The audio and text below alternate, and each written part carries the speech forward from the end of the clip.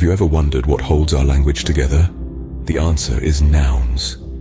It's like the cement that binds the bricks of a house, or the invisible thread that sews together a patchwork quilt. Let's invite our animated guide for the day, Professor Pencil, who will help us delve into this fascinating world. According to Professor Pencil, nouns are the words we use to name or label everything around us. They are the words that represent people, places, things, or ideas.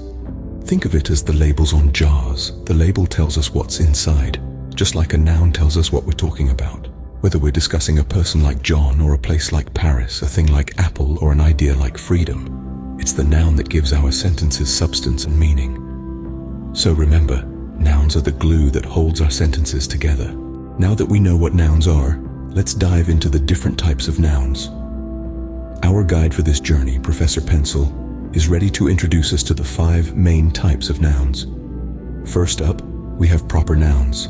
These are the names of specific people, places, or things. Think of your own name or the city you live in. They always start with a capital letter. Next, we have common nouns. These are the general names for people, places, or things. Words like cat, city, and book fall into this category. Then there are countable nouns. Can you count it? Then it's a countable noun, like apples or cars. Uncountable nouns, on the other hand, are things that we can't count, like milk or information.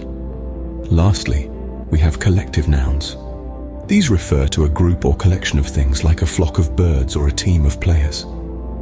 And that's a quick tour of the different types of nouns.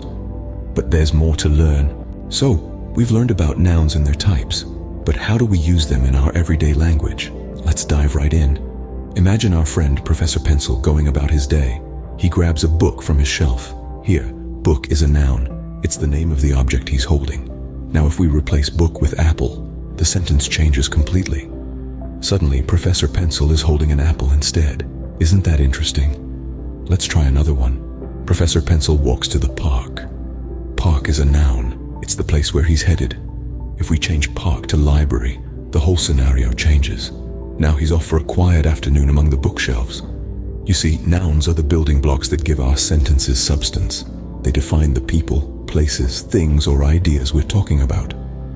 Nouns are everywhere around us, in every sentence we speak or write. So keep an eye out for those nouns.